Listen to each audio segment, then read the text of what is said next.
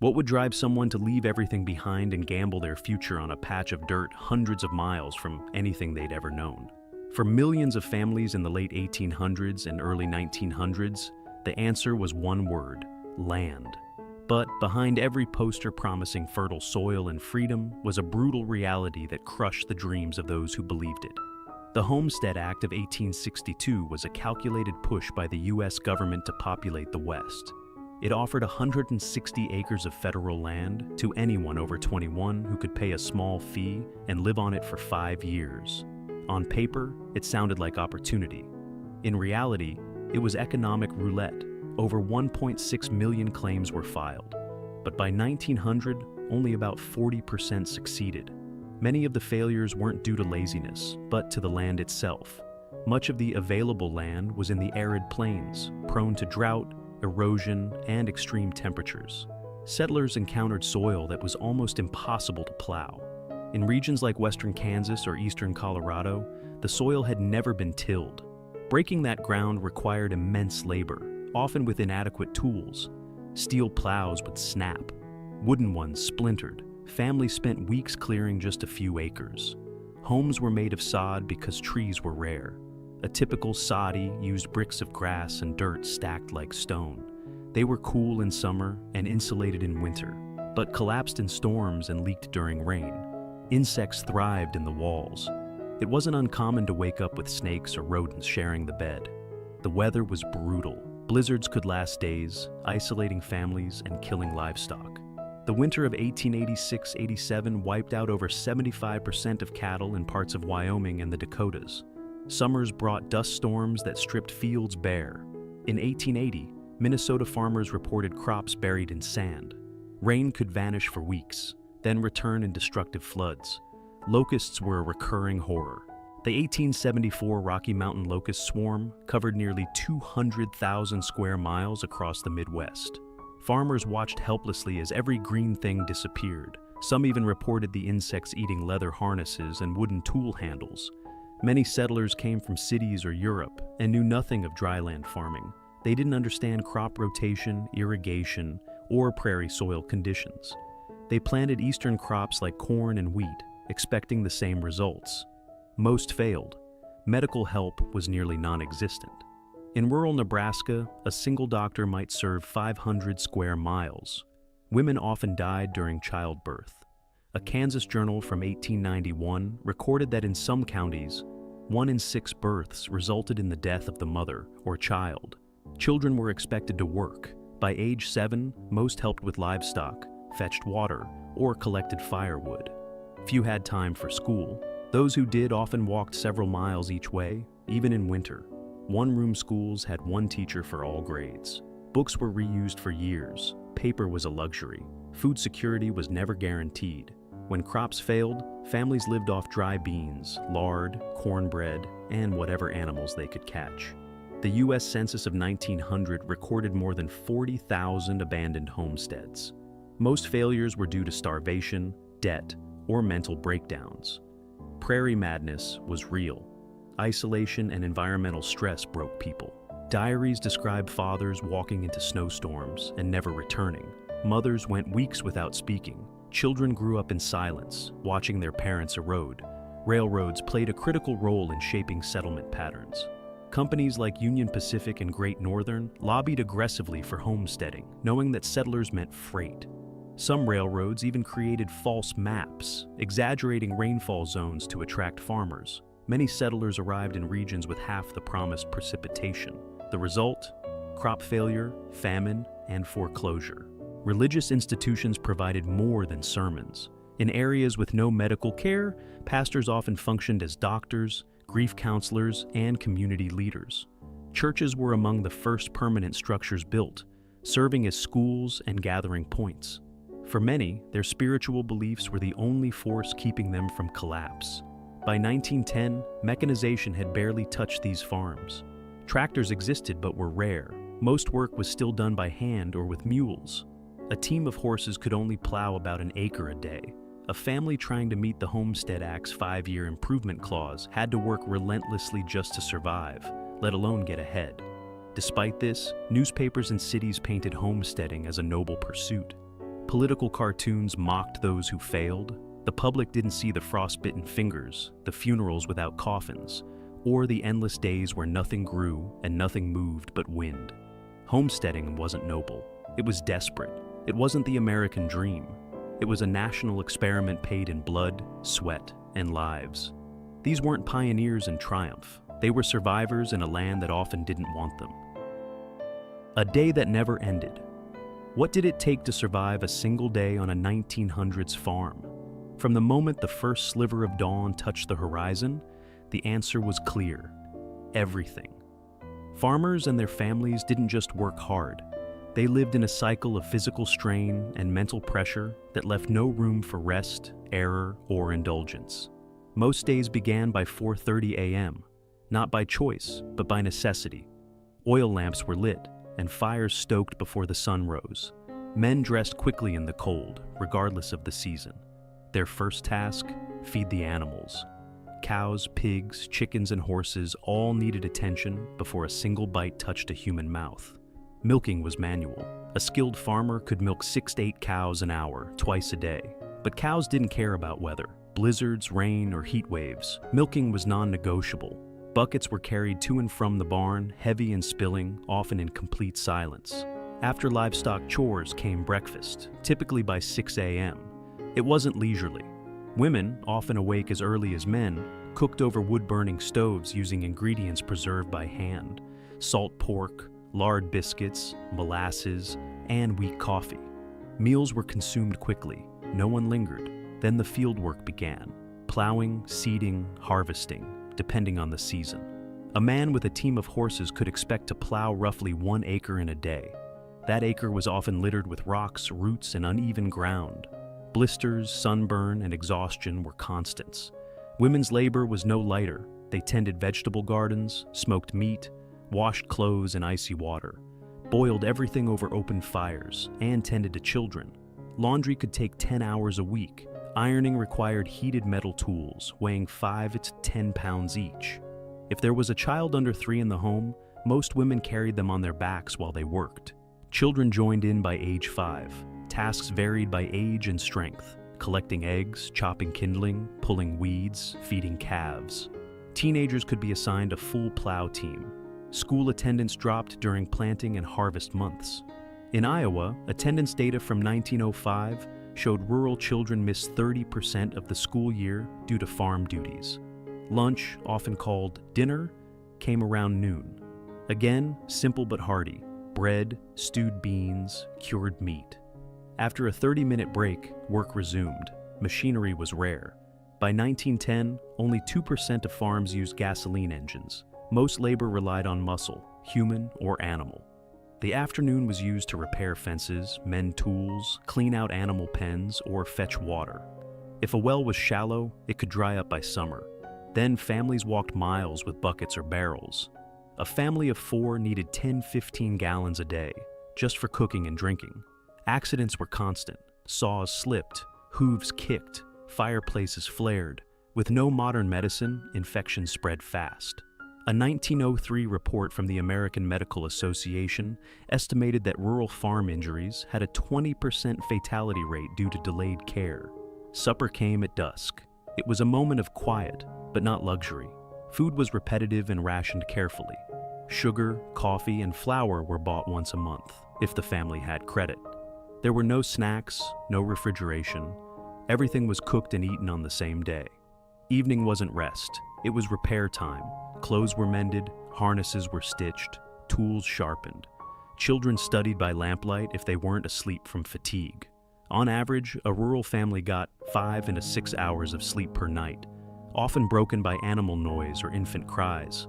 Sunday, often considered a rest day, was barely so. It involved church, cleaning, meal prep for the week, and longer visits to neighboring farms if travel was possible. Neighbors were lifelines, not leisure. Weather dictated everything. A day's labor could vanish with a single storm.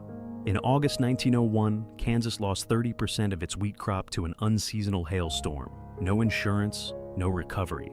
Sleep came late. Fatigue was not a symptom, it was a lifestyle. A 1907 farm survey noted that men burned 5,000 calories per day in manual labor. Most never made it past age 60. Those who did bore twisted hands, crooked backs, and missing fingers. There was no end to the work, no retirement. A day off meant something was dying, an animal, a crop, or someone in the house. This was not noble simplicity. It was an unrelenting loop of labor, pain, and survival. And it repeated every day. Hunger season. When the land gave nothing. What happens when the earth simply stops giving? When the seed doesn't sprout, the sky holds back the rain, and the pantry echoes with emptiness? For thousands of farming families in the early 1900s, hunger wasn't a moment, it was a season. And for some, it never truly ended. Crop failure was the beginning of a downward spiral. Families planned it every spring, gambling their survival on a few inches of rain and the right temperatures. In the semi-arid Great Plains, rainfall was erratic. Some years brought bounty, others, nothing. The U.S. Department of Agriculture recorded that between 1900 and 1910, up to 60% of dryland wheat crops in the Central Plains failed at least once. Without irrigation systems or crop insurance, a single failure could bankrupt a family. Wheat, corn, oats. If the yield was poor, farmers couldn't feed livestock, make bread, or pay store credit. Bartering became common. A sack of potatoes might buy a used coat. 3 dozen eggs could buy a bar of soap. Preserved food ran low by late winter. This was known as the hunger season. Root cellars were picked over. Meat had long since been eaten. Some families survived on cornbread and lard. Others ate boiled dandelions, acorns, or weeds like lamb's quarters. A Nebraska journal from 1902 described children boiling shoe leather to flavor water. Malnutrition wasn't rare, it was expected. Children's growth stunted, rickets caused by vitamin D deficiency, bent limbs, and softened bones. Pellagra, from lack of niacin, caused fatigue, rashes, and death. The Kansas Health Bulletin reported in 1905 that nearly 1 in 5 rural children were underweight and chronically ill. Farmers sometimes slaughtered their own work animals out of desperation. Oxen, mules, and even horses were eaten in secret. It meant an end to field labor, but another day with food. In Oklahoma's Cimarron County, a minister's record from 1908 tells of a family that ate their draft horses, then abandoned the farm barefoot. Relief efforts were inconsistent. Church charities distributed flour, salt, and dried beans, but only in towns with supply railroads. Many farms lay dozens of miles from any depot. Getting help required time, travel, and the humility to beg. Pride kept many families silent. Hunger was shameful. Some wore coats over their rags and sent children to neighbors claiming they were visiting, when in truth, they hadn't eaten in 2 days. Diaries from the Dakotas tell of mothers who pretended to eat dinner, chewing invisible food while their children watched. When farmers could grow, they still couldn't always sell. Market prices were unstable. A 1903 bumper crop of corn caused prices to crash from 36 to 19 cents a bushel. Grain sat unsold in granaries while families starved. No buyers meant no profit. No profit meant no seed for the next year. The psychological toll was crushing. Fathers blamed themselves. Suicides increased during drought years. A Kansas coroner's log from 1906 recorded 5 cases of farmers hanging themselves in their barns within 1 month. Entire families disappeared from census rolls. Some abandoned their farms altogether. The term "gone to Texas" re-emerged, scribbled on barn walls and fences. It meant the family had fled, often under cover of darkness, leaving debts unpaid and homesteads to rot. The USDA estimated that 20% of homestead failures between 1900 and 1915 were due to starvation or unsustainable food insecurity. Even for those who stayed, the land offered little mercy. Dust, wind, and sun torched the fields. Grasshoppers devoured the rest. A 1901 swarm in Nebraska covered 1,800 square miles. Entire wheat fields vanished in hours. Children cried as their lunches were stolen mid-bite. Communities tried to help each other. Shared meals became lifelines. Churches held empty pot suppers where each family brought what little they had, often only cornmeal mush or cabbage broth. Hunger was universal. Shame was shared. By 1910, the hunger season had become a recognized phase of rural life. It followed harvest, preceded planting, and haunted every decision. It wasn't a worst-case scenario, it was a routine. In a land built on the promise of abundance, it was hunger, not wealth, that defined the frontier. Children of the soil. Growing up. Too soon. What was it like to grow up where childhood ended before it began? On American farms in the early 1900s, children didn't just help. They were essential to survival. Work replaced play. Responsibility eclipsed innocence. The farm raised them harder than any parent could. From the age of 5, children were assigned daily tasks: gathering eggs, weeding gardens, carrying water. By age 7, they tended livestock. 10-year-olds guided plows and milked cows before school. A Minnesota farm ledger from 1906 recorded one child, age 11, working 60 hours a week during harvest. Education came second. Attendance dropped every planting and harvesting season. In rural Missouri, school records from 1904 showed that some children missed over 90 days per year. One-room schoolhouses served dozens of students of all ages, with limited supplies. Teachers were often untrained, and classes paused during farm crises. Textbooks were outdated, paper was reused. Many children studied by oil lamp after 12-hour workdays. In the winter, they walked miles through snow to reach school. Frostbite was common. Some families kept children home to avoid risk altogether. Despite this, literacy rates remained surprisingly high. Farming communities valued reading and writing, essential skills for managing ledgers, understanding seed catalogs, and reading the Bible. But higher education was rare. Most children ended school by age 13 or 14.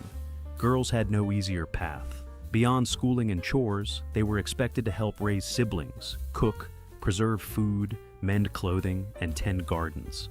In many households, girls became second mothers by age 8. A 1907 Illinois homestead diary recorded a 12-year-old girl baking bread and preserving peaches for an entire family. Play was not a daily ritual. It was a stolen luxury. Toys were handmade: corn husk dolls, slingshots, carved animals. Games used sticks and stones. When work was done, exhaustion left little time for joy. Yet even in the hardest lives, moments of childhood surfaced: ice skating on ponds, building snow forts, or racing in open fields. Discipline was strict. Families relied on structure and obedience. Punishments were physical, but more often, shame did the job. Children understood their labor fed the family. Slacking meant hunger. A common phrase across farming households: don't eat what you didn't earn. Health risks were constant. Cuts and infections, untreated colds, and harsh weather led to frequent illness. Rural medical care was sparse. Many children died from minor injuries or untreated flu. Infant mortality in rural areas was double that of urban America by 1910. Despite hardship, many children grew up with deep resilience. They matured quickly, developed practical skills, and built strong ties to family and land. Stories passed down in journals and oral histories describe kids repairing tools, delivering calves, and cooking entire meals by age 10. Community events were rare but cherished. Barn raisings, church picnics, or county fairs were the few occasions where children could meet others their age.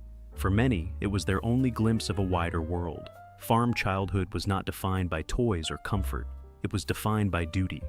These were not kids in the modern sense. They were laborers in small bodies, born into a cycle they didn't choose but couldn't escape. Death was part of the deal. Death wasn't an interruption on the farm. It was a permanent neighbor. Settlers in the early 1900s understood one thing clearly: life on the land demanded sacrifice, and sometimes that sacrifice was a body. Disease, accident, childbirth, weather. Death took whatever it pleased, whenever it wanted. Child mortality rates in rural areas were staggering. In 1910, over 20% of children in farming regions died before their 5th birthday. Causes ranged from infections to malnutrition to accidents. Without access to doctors, parents did what they could with home remedies and prayer. For many, the grave was closer than help. Women often paid the ultimate price during childbirth. With no hospitals for miles, they gave birth at home. assisted only by a neighbor or midwife, if lucky. A 1903 medical survey in Iowa found that rural counties averaged one trained doctor per 300 square miles.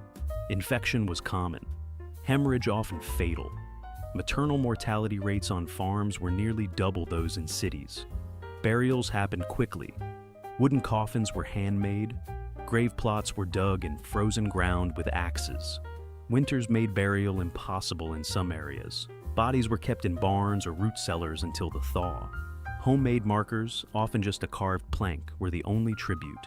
Occupational hazards were everywhere. Farm equipment was rudimentary but dangerous. A boy feeding a thresher could lose his hand in seconds. Horses kicked, axes slipped, lanterns tipped, and barns burned.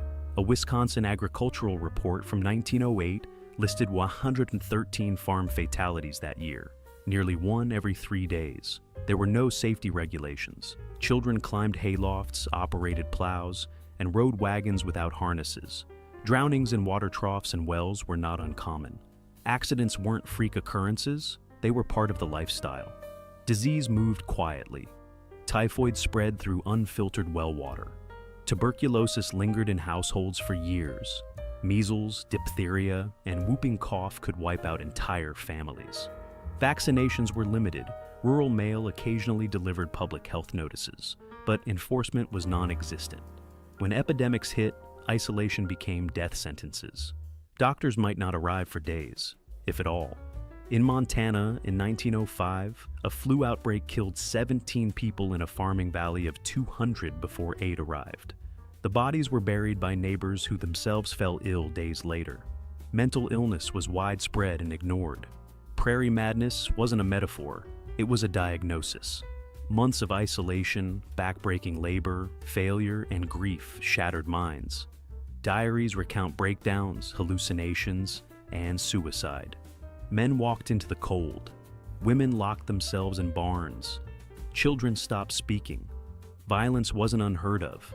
Domestic abuse was rarely discussed, but well documented in court records and church logs. Alcohol was a factor in many incidents. One 1909 Nebraska County report recorded 3 murders, all tied to disputes over failing crops and livestock deaths. Grief became routine.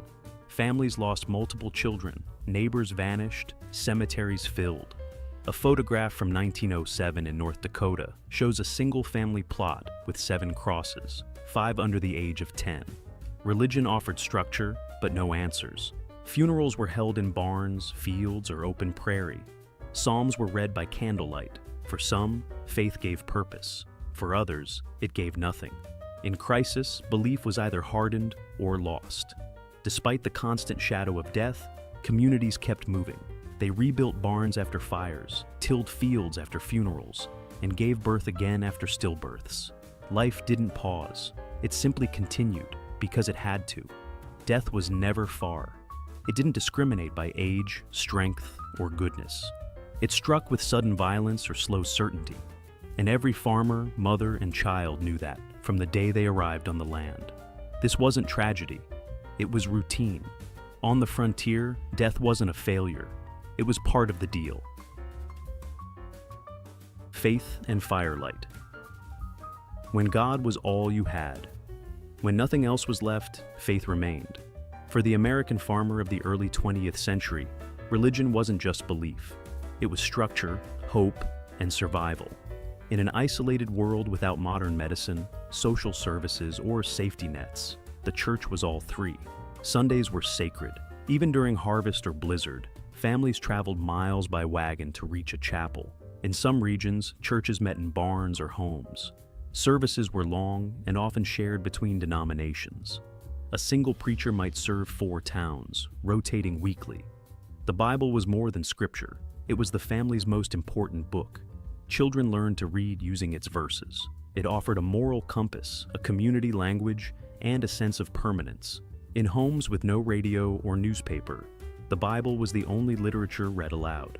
Pastors were not just spiritual leaders. They were also midwives, undertakers, mediators, and mental health counselors. In counties with no doctor, the preacher delivered babies, wrote obituaries, and settled land disputes. a 1907 church log from Kansas records baptisms, funerals, and even crop blessing ceremonies. Prayer marked every phase of life, before meals, at sunrise, before bed.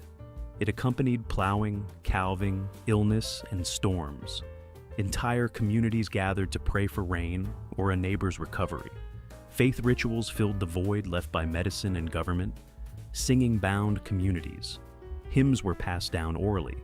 Without instruments, families sang a cappella. The lyrics reflected hardship and perseverance, bringing in the sheaves, nearer my God to thee, in the sweet by and by. The singing was sometimes the only joy in a week of labor.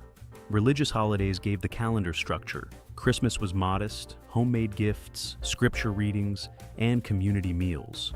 Easter was a chance to dress in handmade finery and share bread with neighbors. Holidays were about gathering, not luxury. Firelight was symbolic. Families read, prayed, and told stories around it. It provided warmth, but also routine. Without it, the night was silent and unstructured. The hearth was the heart of belief, storytelling, and moral lessons. Religion shaped education. Many schools were church-founded. Lessons combined literacy with scripture. Missionaries distributed Bibles alongside grammar books. Learning was seen as a path to moral strength. Tithing happened in kind: eggs, quilts, firewood. Churches depended entirely on community generosity. In return, they offered shelter during storms, care for orphans, and support for the bereaved. Denominations varied: Methodists, Baptists, Lutherans, Mennonites. But across all, one thing held. God was not a concept. God was survival. When the field failed, when a child died, when barns burned, belief was all that remained. Skepticism existed, but quietly. Some abandoned religion after repeated loss. Others found new paths in spiritualism or isolation. Yet most held on. Not because it solved problems, but because it gave structure to pain. Faith in the 1900s prairie wasn't naive or passive. It was rugged, stubborn, and intimate. It didn't ask for miracles. It asked for endurance. When the storms came, and they always did, faith sat at the center of the firelight. It was the one thing no drought could dry, no death could bury. Fire, storm, and swarm. Nature's brutality. Nature didn't negotiate. For early 20th century farmers, it was an unrelenting adversary. The land gave, but it also took, by fire, by wind, and by plague. Few could predict when it would strike, but everyone understood it would. Survival wasn't about taming nature. It was about enduring its wrath. Fires were the most immediate threat. In dry seasons, a spark meant destruction. Wooden barns, haylofts, fences, and homes ignited in seconds. With no fire departments, families fought flames with buckets of water, wet blankets, or prayer. A 1902 Nebraska County report listed 37 farm structures lost to fire in a single summer. Most were caused by lanterns, lightning, or sparks from stovepipes. Grass fires swept across the plains. Tall, dry grasses fed flames that moved faster than a man could run. Horses panicked, livestock stampeded.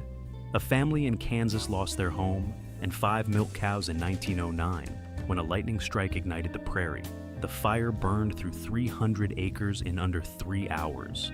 Lightning was another unpredictable killer. Storms rolled in fast, especially in the Midwest. With no weather forecasts, families relied on instinct and cloud patterns. A bolt could kill livestock, set barns ablaze, or strike people. In 1905, a North Dakota woman and her 3 children were killed instantly while walking from church during a storm. Then came the wind. Tornadoes tore across open land with little warning. Homes built of timber and mud offered no protection. In April 1912, a cyclone in Oklahoma destroyed over 40 farmsteads and killed 29 people. Survivors buried the dead in shallow graves because the ground was too hard and the bodies too many. Blizzards were equally deadly. Temperatures dropped rapidly. Whiteout conditions made it impossible to find shelter, even just a few feet away. Livestock froze upright. Families huddled in cellars, burning furniture to stay warm. The blizzard of 1906 killed thousands of animals in South Dakota and stranded entire towns for weeks. Floods came in spring. Melting snow and torrential rain turned fields into swamps. crops drowned, roads disappeared. A 1908 flood in Iowa destroyed 90% of cornfields in 3 counties. Families escaped by raft, homes floated away. Disease followed in the water's wake. Swarming insects brought a slower but equally devastating terror. Grasshoppers and locusts arrived in black clouds, blocking sunlight and devouring everything green. In 1901, a locust swarm in Nebraska covered 1,800 square miles. Crops vanished in hours. Fences, clotheslines, even wooden handles were chewed. Nothing edible or organic survived. Families tried everything to fight them, burning fields, digging trenches, making noise. Some poured kerosene on gardens and set them alight. Children beat pots to drive swarms away. It rarely worked. A Kansas diary from 1904 records a farmer's account. They ate my beans, my corn, the cotton from my wife's sewing basket, and the bark from the apple trees. Pests weren't just insects. Rats, mice, and raccoons invaded granaries. Without pest control, they destroyed stored food and spread disease. Farmers set traps, used cats, or tried poison, often with mixed results. A 1907 Minnesota report estimated that rodents consumed up to 10% of stored grain annually. Drought was the most insidious threat. It came silently. No dramatic storm, no black cloud, just absence. Days without rain turned to weeks, then months. Soil cracked, wells dried, crops withered, families rationed water. In Texas, during the 1910 drought, families bathed once a week using shared basins. Livestock died of thirst. Even strong men collapsed in the fields. The psychological toll of nature's cruelty was enormous. Some farmers broke down after watching a year's labor vanish overnight. Others became fatalistic, believing God had abandoned them. Suicide was not uncommon. A 1909 Oklahoma newspaper reported a farmer who hanged himself beside a field of sun-scorched wheat. Despite it all, farmers rebuilt. They planted again, re-roofed barns, buried animals, and repaired fences. Not out of hope, out of necessity. There was no backup plan. The land was brutal, but it was all they had. Nature wasn't a backdrop in their story. It was the antagonist. Every fire, every blizzard, every swarm was a test. Most didn't pass unscathed, some didn't survive, but those who did carried its scars for the rest of their lives. In the early 1900s, the American farmer didn't just battle the land. He battled the sky, the wind, and the crawling ground. And he did it with no protection but his will. Women of the dust, strength behind the silence. They worked in dresses soaked with sweat, hands blistered from the washboard, lungs filled with dust. Women on early 1900s farms were not secondary figures. They were the silent infrastructure holding entire families together. Their labor began before dawn. The first task was stoking the stove, wood cut by sons or husbands the day before. Breakfast meant cooking for a dozen, often by lantern light. Biscuits, salt pork, oatmeal. Then came cleaning, milking, sewing, feeding chickens, gathering eggs, canning, hauling water, and tending gardens. Days blurred into one another. Water was drawn from wells, sometimes half a mile away. In dry months, women carried buckets twice a day for washing, boiling, and laundry. Clothes were scrubbed by hand using lye soap, wrung out, and hung on lines that whipped in the prairie wind. Childbirth was expected, deadly and often solitary. A woman might bear 8 to 10 children, no pain relief, no doctors. Hemorrhage or infection were constant threats. A 1904 Missouri survey found rural maternal mortality exceeded urban rates by 65%. 1 in 10 women never saw their newborn take a first step. Motherhood didn't pause for grief. When infants died, and they often did, mothers buried them and returned to work. A Nebraska woman in 1908 wrote, "The baby passed in the night. I baked bread this morning. The others must eat." Education was a privilege, not a guarantee. Girls often ended school by age 12 to help on the farm. Literacy remained high, but few women read for leisure. Most reading happened at night, by firelight, from Bibles or almanacs. They stitched clothes by hand, repaired torn seams, and sewed quilts from flour sacks. In winter, they spun wool, darned socks, patched boots. Clothing a family of 10 on no money required ingenuity. One 1906 guidebook for prairie wives included 14 ways to reuse worn-out linens. Meals were a test of endurance and skill. No supermarkets. Everything came from the garden, barn, or root cellar. Women preserved thousands of jars each season. Beans, peaches, tomatoes, pickles. Canning accidents were common. Botulism killed. Jars exploded under pressure. Still, they fed the family year-round. Illness struck hard. Women nursed husbands through pneumonia, children through scarlet fever, neighbors through childbirth. They created poultices from mustard, teas from mint, syrups from onion and honey. If help was needed, it was summoned by horse. Church was their only public escape. Women organized dinners, sewed altar cloths, taught children hymns. In letters, they expressed a mix of pride and exhaustion. We sang of glory while the baby cried and the bread burned. During planting and harvest, women worked in the fields. They raked, hoed, picked, and bundled. Children joined them. At lunch, they returned to the kitchen, cooked, served, then resumed labor. Death did not exempt them from duty. Widows ran farms alone or remarried quickly. A woman with land but no husband became a target for creditors, predators, and gossip.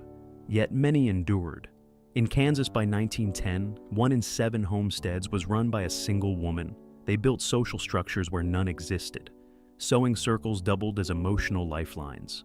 Neighbors shared sourdough starters, baby clothes, and grief. A woman might walk miles to sit beside a laboring mother, or bring stew to a newly widowed friend. They resisted quietly. Some refused arranged marriages. Others managed finances in secret. A Wyoming rancher's journal from 1902 tells of his wife keeping the books while he drank himself into debt. Her management saved the land. Their strength wasn't in protest, it was in continuity. Through death, failure, isolation, and humiliation, they kept moving. They buried children and bore more. They lost homes and rebuilt. They grew old, bent from labor but upright in spirit. Photographs show them unsmiling, not from joylessness, but exhaustion. Their hands tell the story, calloused, cracked, blackened by work. They were teachers, nurses, laborers, and leaders without title, credit, or rest. They were the dust's daughters, rising each day not with hope, but with obligation. And without them, nothing would have survived. Barn raising and fiddle nights, moments that held them together. Amid hardship, moments of unity gave rural life its rhythm. These weren't luxuries, they were lifelines. In a world of isolation and endless labor, community gatherings like barn raisings and fiddle nights weren't just diversions. They were survival tactics for the spirit. Barn raisings were engineering feats fueled by human cooperation. When a family needed a barn, word spread across farms. On the agreed day, dozens of men arrived at dawn. Each knew his role: sawyers, haulers, framers, roofers.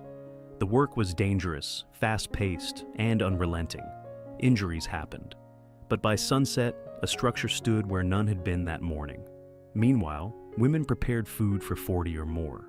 Tables groaned under roasted meats, cornbread, molasses pies, and stews. Children chased each other between wagons, and old men swapped stories. Laughter and exhaustion mingled in the air. These raisings built more than barns. They built trust, identity, and interdependence. Quilting bees served a similar function. Women gathered to stitch bed covers for newlyweds or grieving neighbors. Each piece of fabric told a story: a dress from a dead child, a curtain from a burned house. While hands worked, voices shared recipes, sorrows, jokes. Quilts warmed bodies, but the gatherings warmed souls. Fiddle nights were a break from bone-deep weariness. Someone cleared space in a barn or parlor. Lanterns lit rafters. A fiddler played reels passed down through generations. No amplifiers, no stages, just feet stomping, skirts spinning, and tired hearts remembering joy. Music wasn't background noise, it was a communal language. It required no translation, only rhythm and will.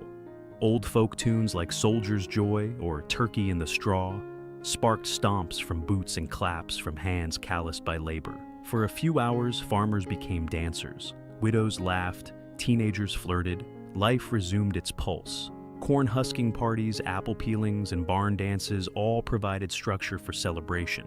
These events weren't planned months in advance. They happened when work allowed and morale demanded. Community cohesion relied on them. A lonely farmer could find companionship. A grieving widow could find music. A tired child could find joy. Religious revivals added another layer. Traveling preachers set up tents.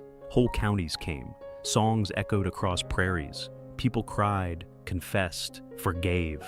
It wasn't just religion, it was theater, therapy, and fellowship. Shared hardship amplified the importance of these moments. When crops failed or illness struck, memories of dancing and shared meals gave people reason to endure. Oral histories from Iowa and Oklahoma recount barn dances held just days after funerals. It wasn't disrespect, it was resilience. These gatherings often resulted in courtships. With few other chances to meet, dances became informal matchmaking arenas. Marriages followed, families grew, and land passed hands. Social life wasn't frivolous. It was the glue of survival. Despite religious restraint, these events rarely turned wild. Communities policed their own. Drinking was minimal. Disputes were handled quietly. Everyone knew, without cooperation, everyone suffered. These moments may seem small, but they built the emotional infrastructure that allowed people to face storms, death, and despair. Barns could burn, crops could fail, but the memory of spinning under lanterns or raising a neighbor's roof reminded them they weren't alone. In a life where everything was earned and nothing was guaranteed, these shared moments were sacred. They were the thin line between breaking apart and holding on. The weight of silence, mental toll of isolation. Silence was louder than any storm. On the vast American frontier, it wasn't just the weather or the land that broke people. It was the distance. Distance from neighbors, distance from help, distance from the sound of another voice. Isolation wasn't occasional, it was constant, suffocating, and corrosive. Farmhouses stood miles apart. Roads turned to mud or vanished entirely in snow. Visiting a neighbor required a horse, a day, and favorable weather. Weeks could pass without seeing anyone outside one's family. For single men and childless couples, months went by in complete solitude. Letters took weeks. Newspapers, if available at all, arrived late. Telephones were rare. Radios didn't exist until the mid-1920s, and even then, not in the poorest households. Information came slowly, if at all. A man could die in his bed, and no one would know for days. Mental illness wasn't discussed. Depression had no name. It was called nerves, melancholy, or weakness. Men drank. Women cried silently. Children grew up thinking sadness was just a part of life. One 1911 diary from Kansas reads, "My husband hasn't spoken since Tuesday. He sharpens tools and stares at the window."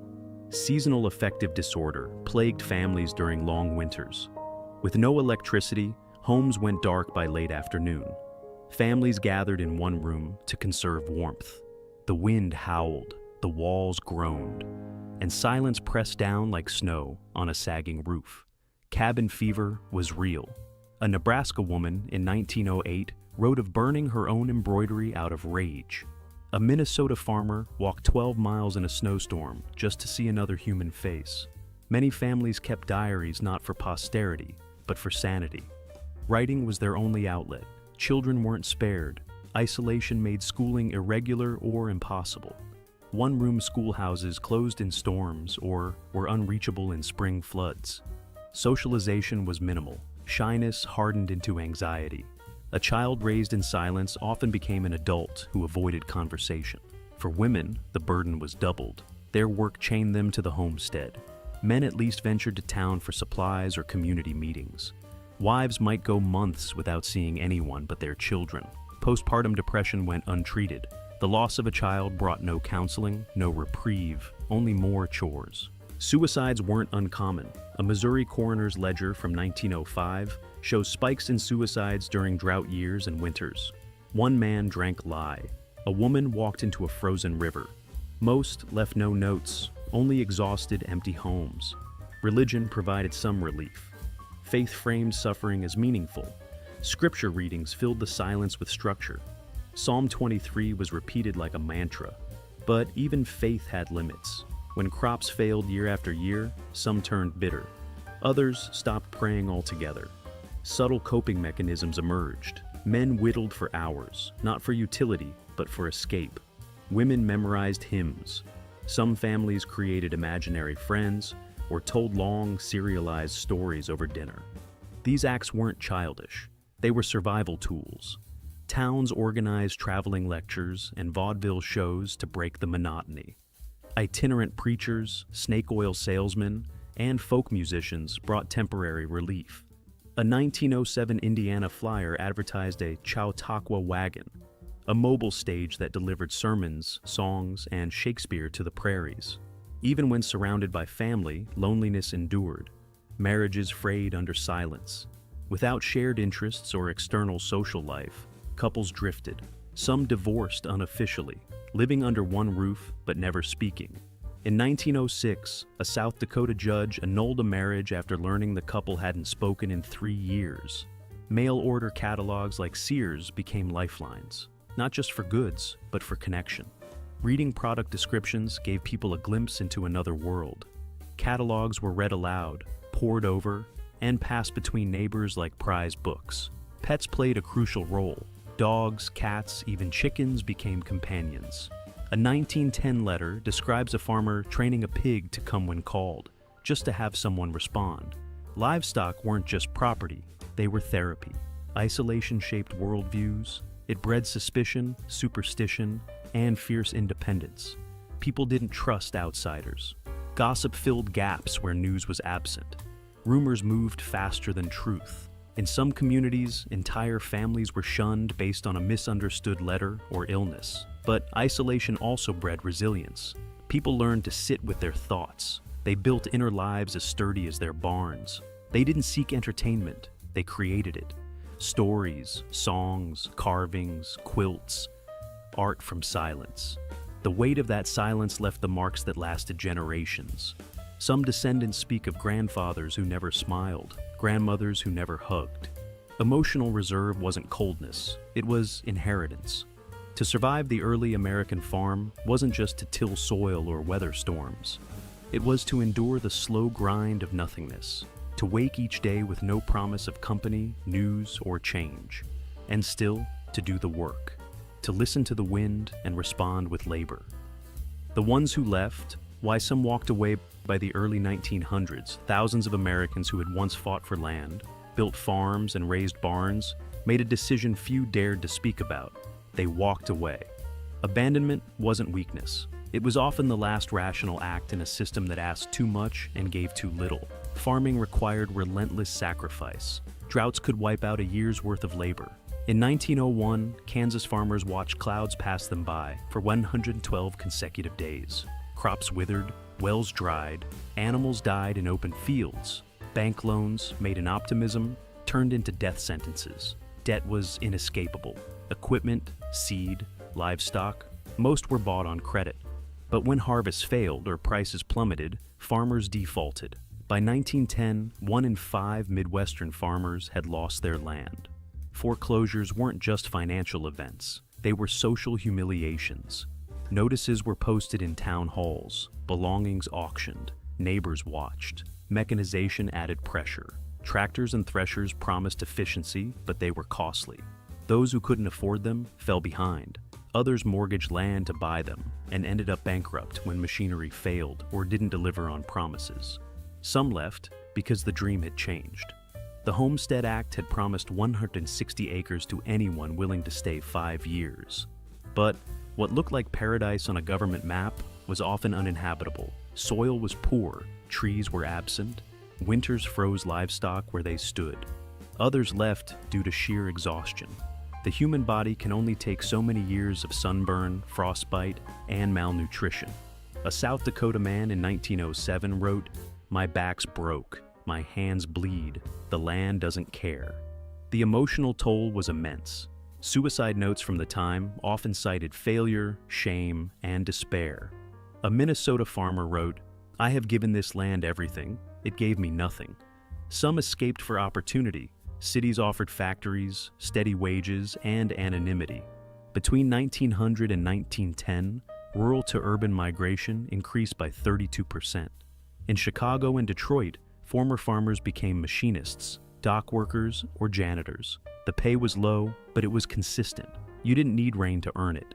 African American farmers were pushed out by racism as much as poverty. Jim Crow laws, lynchings, and discriminatory lending forced thousands to abandon southern farms. Many joined the Great Migration northward. In cities like Cleveland and Pittsburgh, they traded isolation for crowded tenements, but also for relative safety.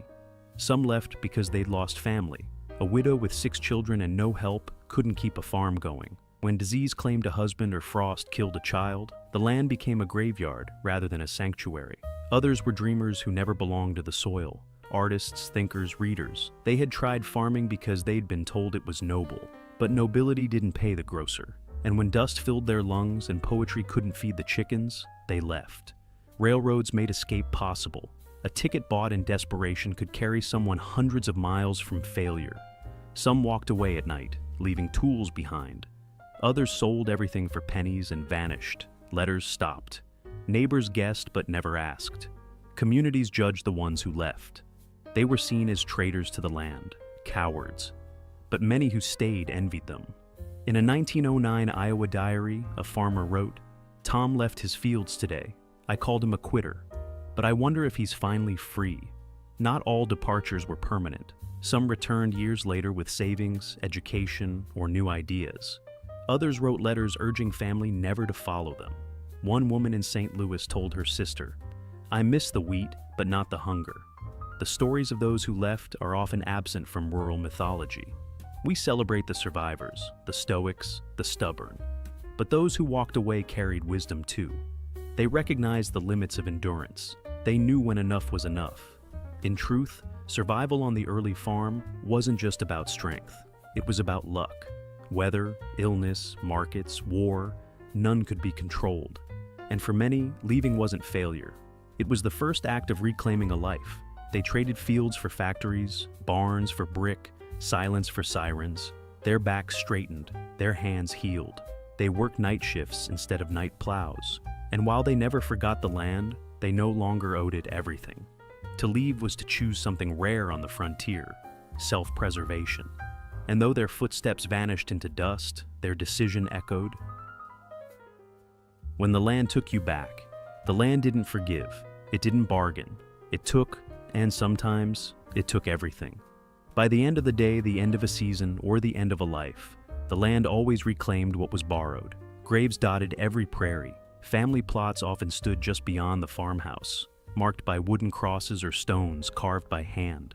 1 in 10 children died before age 5. Pneumonia, dysentery, accidents. Death was woven into daily routine. And when it came, the land offered no ceremony, only a shallow trench and a few hours before the soil froze. Farmers were buried in their work clothes, beside wives who had died in childbirth, beside children lost to winter. No morticians, no processions. Just neighbors with shovels, a preacher with a Bible, and the relentless wind. The land also took bodies through labor. Hernias, crushed limbs, infections from minor wounds. A splinter could kill. Tetanus, gangrene, sepsis. Silent predators before antibiotics. One misstep with a mule or machine, and a man vanished from the family forever. Dust was another predator. In parts of Kansas and Oklahoma, dust inhalation scarred lungs, caused chronic bronchitis, and led to early death. Dust pneumonia claimed hundreds in the 1930s, but it began long before. Families kept towels over their faces indoors. Babies slept with damp cloths across cribs. The mental toll didn't always show on the outside. Some simply stopped speaking. Others walked into the woods and didn't return. A North Dakota farmer in 1903 vanished during a snowstorm. When his body was found, he was frozen upright against a fence post, hat still on. Lightning killed, so did barn fires, snake bites, runaway wagons. The wilderness was beautiful and brutal. It didn't spare those who respected it. There were no second chances. A misjudged creek current, a snapped wheel spoke, a misfired rifle. Any could end a life instantly. Crops failed silently. By the time a farmer realized a season was lost, there was no way to recover. No state insurance, no aid, just hunger. Men starved while fields surrounded them. green with the wrong kind of growth. Widows worked the land until it broke them too. Children buried parents before they turned 20. Eldest sons became patriarchs at 12. The land created no orphans. It simply reassigned labor. And yet, people returned. After loss, after despair, after failure. They replanted. They rebuilt barns from ashes. They remarried. A woman who buried 4 children might still rise before dawn to milk cows and sew buttons. Why? Because the land was also memory. A place where voices echoed, where swing sets once hung, where someone first said, "I love you." Loss didn't erase that. It fused it into the soil. Some refused to sell the land, even when it brought only pain. Selling meant betrayal, abandonment. Even after everyone else was gone, one figure remained, bent, slow, silent, planting rows in the same field where a son once ran. The cemeteries held no marble, no angels, just rows of names carved by calloused hands. And every grave was a reminder, the land took you back. A city of second chances, when farmers became stranger. By the 1910s and 1920s, thousands of rural families reached a breaking point. Failed harvests, dead livestock, one too many children buried behind the barn. For many, the land was no longer a promise, it was a sentence. And so, they packed what little they had and headed to cities that loomed like distant lifelines. Omaha, St. Louis, Kansas City, Chicago, Detroit. Urban centers were growing, pulled by the gears of industry. Between 1910 and 1930, over 10 million Americans moved from farms to towns or cities.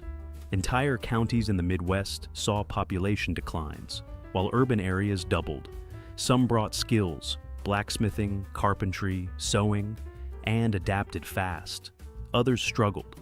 A farmer who knew how to rotate crops by season now stood confused at an assembly line, repeating the same motion for hours.